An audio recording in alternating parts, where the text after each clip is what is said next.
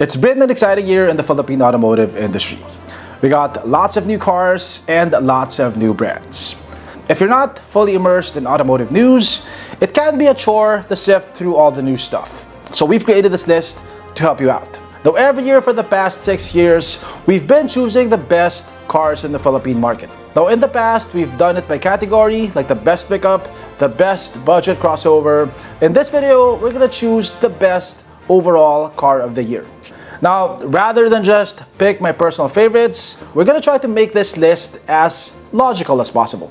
We're going to judge our finalists using the following criteria. Number 1, market disruption. Market disruption is when a new product is introduced and it suddenly makes the competition feel dated, obsolete, or less desirable. Something that sends ripples in the industry and forces the competition to step up. Number 2 is value for money. Now, this is exactly what it sounds like. If a vehicle offers a lot for the money, whether that be in electronic features, interior appointments, or power, it will score highly here. Number 3 is a clear and well-defined selling point. Now, there are cars that are okay at a lot of things, but don't excel at anything in particular. Those cars will not score highly here. If a car were a position paper, it has to have a strong central argument.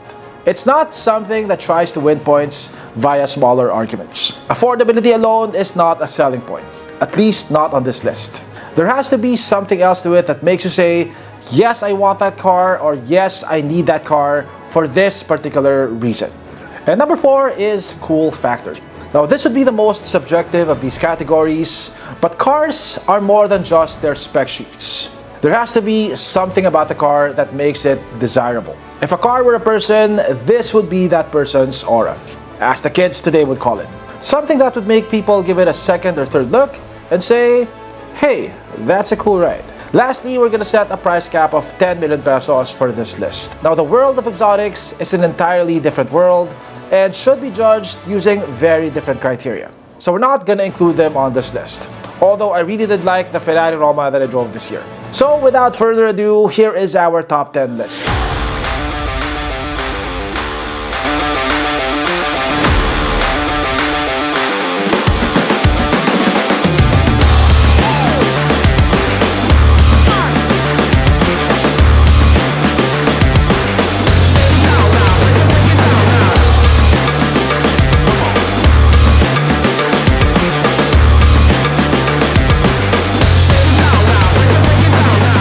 Chinese brands have made their mark in the crossover and sedan segments, but they couldn't quite compete with the legacy brands in the pickup segment until the Photon Tundan came along.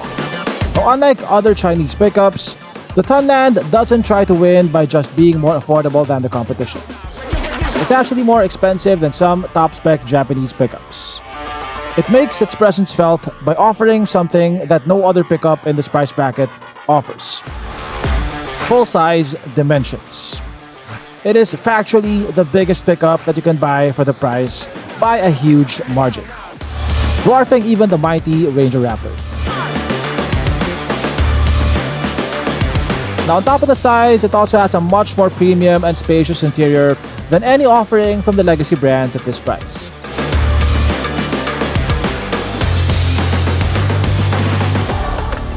The Tundan V9 gets a decent score in the market disruption category, as it offers something that other brands don't currently offer in this price, which would be its full-size dimensions. It gets a fair score in the value for money category. It does have a lot of things going for it. It has the most premium interior in its price bracket. It's the biggest. It also has decent tech. But at its price of 1.998 million pesos, it does have a lot of stiff, albeit smaller competition from more established brands.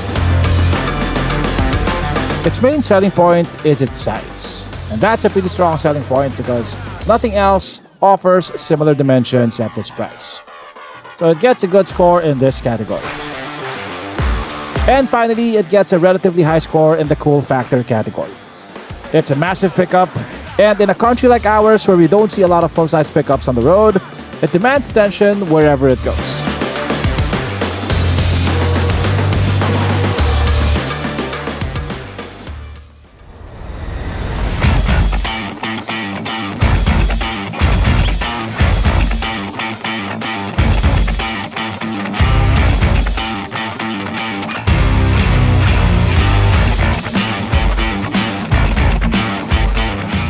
The Jetour T2 caught my attention when I first saw it in China last year and held on to it until its launch this 2024. Now, at the time of its launch, most Chinese offerings were small front-wheel drive crossovers, and the big, wide, and boxy frame of the T2 stood out head and shoulders in the crowd. Unlike most Chinese crossovers, which come with 1.5-liter turbocharged engines, the T2 comes with a 2-liter turbo, which puts out 251 horsepower and 390 Nm of torque. Also, unlike most Chinese crossovers during that time, which were mostly front-wheel drive, the T2 was all-wheel drive.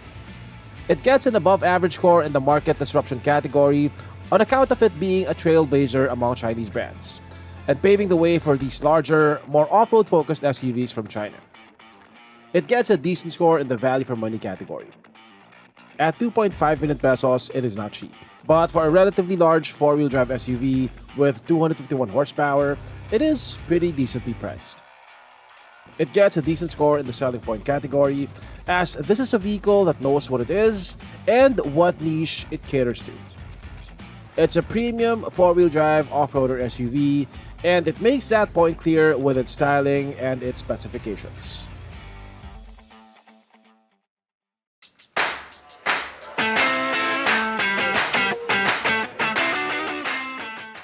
There's definitely a growing market for EVs in the Philippines, but with our current infrastructure, few people are likely to choose one as their only car. Most will still have an ICE vehicle for those long road trips or those times when charging becomes inconvenient.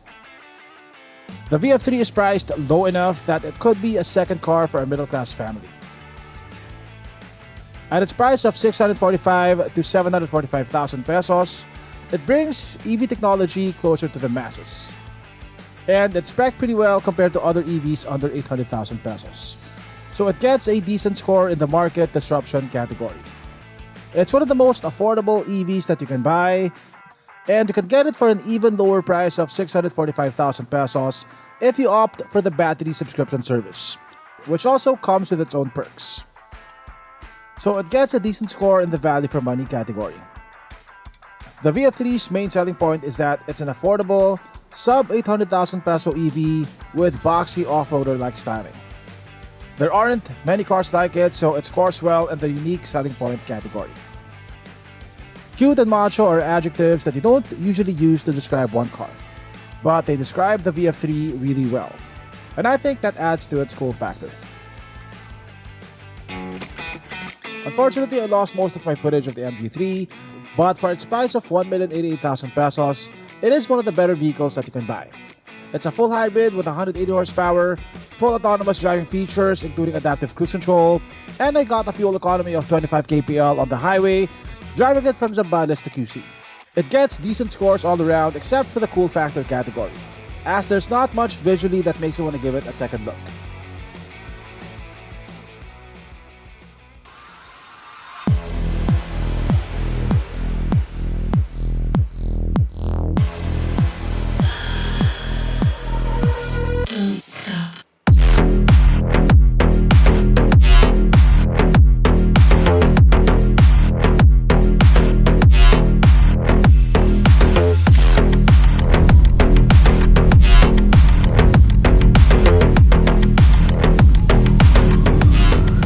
The BMW i4 M50 is one of my favorite cars this year. It feels like a raging middle finger to everyone who ever said that electric cars were a boring means of transportation. It has 537 horsepower and a ridiculous 795 Newton meters of torque, which is enough power to propel it from 0 to 100 kph in just 3.7 seconds. Now that's quicker than the previous generation F80 M3. It gets a decent score in the market disruption category, as among German premium brands, it is one of a kind. Mercedes does not have a direct answer to this. The EQS would be the closest one, but that's a much bigger car. The Audi e-tron also does not quite match it. So for those who are looking for a daily drivable electric vehicle with plenty of performance on tap, this is a very compelling choice. It gets an average score in the value for money category. Being a BMW, one would expect premium pricing for the i4 M50, and at almost 6 million pesos, it is pretty expensive. But also, on the other hand, if you compare it to other offerings from mainstream brands, it is not as expensive as you would think. I mean, the Kia EV6 sells for almost 4 million pesos while offering less than half the power. It scores highly in the selling point category. It is clearly a performance car for EV enthusiasts, and it might just be the best at what it does, at least in its price bracket.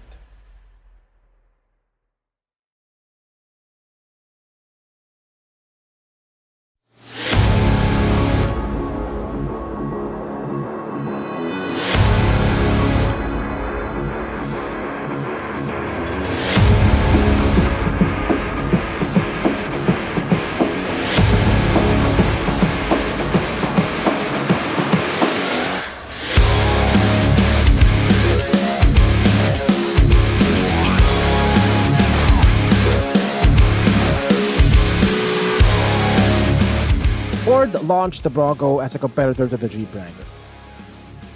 And unless you have extreme rock crawling in mind, the Bronco is better than the Jeep Wrangler in almost every way. More power, better handling, more off-road features. Ford entered a very niche segment and compelled the dominant player in the segment to pay attention. And for that, it gets a good score in the market disruption category.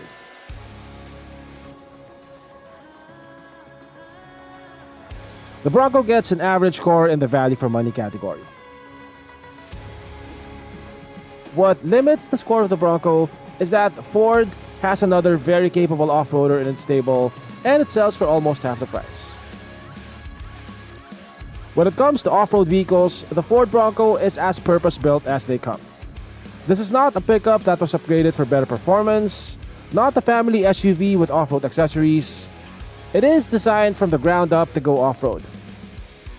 And for that, it scores really well in the selling point category. The Ford Bronco is the most visually impressive SUV that I've driven this year, and that gets it a really high score in the cool factor category. It is an instant conversation starter, neck breaker, and Pogi or Ganda points booster.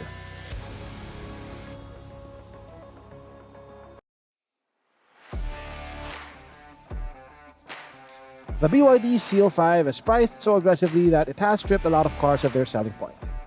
Regular HEVs at 1.3 or 1.5 million pesos become a lot less compelling when you can buy a plug-in hybrid for less than 1 million pesos.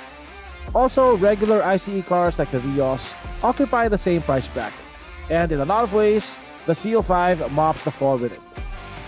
Because it dominates almost everything in its price bracket, it gets a high score in the market disruption category. Consequently, it also scores high in the value for money category because it's so aggressively priced, and it offers something that no other car offers in this price bracket, which is external charging capability. For those who are looking for the electric car experience without having to deal with range anxiety, the selling point of the Seal 5 should be very clear, so it scores high on this category. The Seal 5 gets an average score in the cool factor category, as it looks like a normal sedan with relatively conservative styling.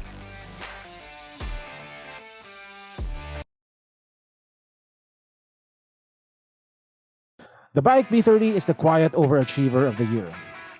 It's a 5-seater hybrid SUV that boasts some pretty impressive numbers. It comes in 2 variants. The base 4x2 variant has 324 horsepower and 550 Nm of torque, which is already a lot.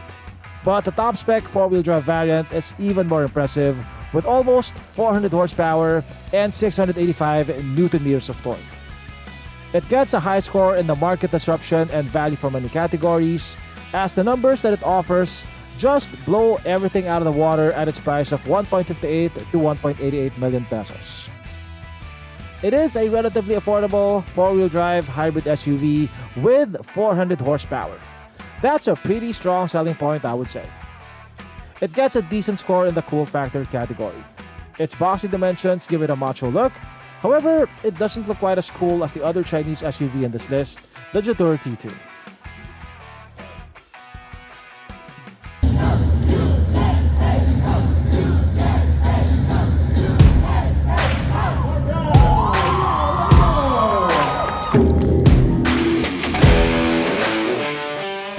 When Ford launched the Ranger Raptor V6 at the 2024 Philippine International Motor Show, it caught a lot of people by surprise, myself included.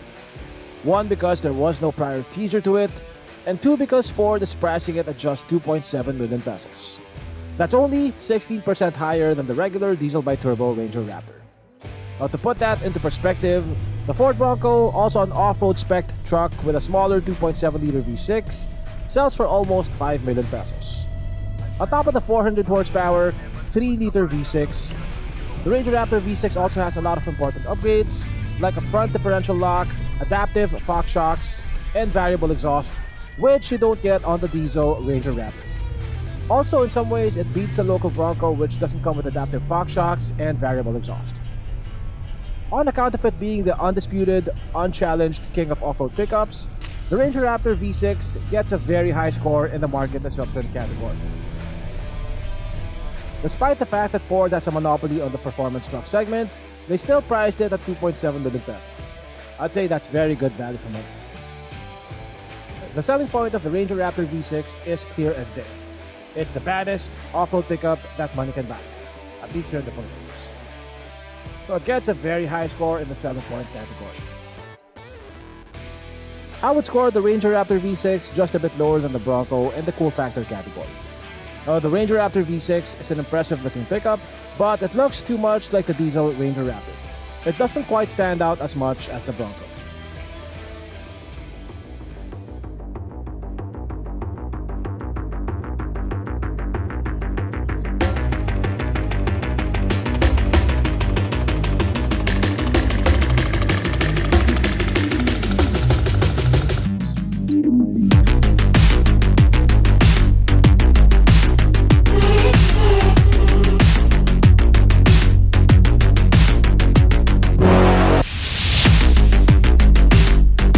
The Sea Lion 6 is one of the most disruptive cars released this year.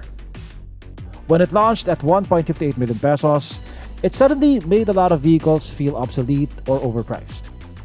What made the Sea Lion 6 a compelling purchase was that it was a plug-in hybrid that was priced about the same or even slightly lower than regular HEVs. Since you can charge from an external source, you don't have to rely on the internal combustion engine for charging, and therefore you could use it as an EV for as long as you can charge the battery. And with an EV range of 100 kilometers, you won't have to charge it that often if you only use it in the city. On top of that, it's also a fully featured vehicle. It gets autonomous driving features, a premium and spacious interior, it gets huge screens and the latest tech. It ticks a lot of boxes in the right ways. The Sea Lion 6 gets a high score in the market disruption category because of the reasons that I mentioned. It also scores high in the value for money category, as it basically has lowered the entry price for PHEVs by almost 1 million pesos. The Sea Lion 6 comes with the perks of an EV, without the hassle of range anxiety, and it also comes in a reasonably priced package. That's a pretty strong selling point, so it gets a good score here. It gets a moderately high score in the cool factor category. It looks sharper than the Seal 5, but it's a very crowded segment filled with very stylish crossovers, so it doesn't stand out so much. And so the BYD Sea Lion 6 is our car of the year, which coincidentally was your choice as well. Our top 10 list ranges in price from 700,000 to almost 6 million pesos. I think all of them are interesting in their own way. If our top pick isn't the one for you, I think you'll be able to find one here that fits your budget, your preferences, and your needs.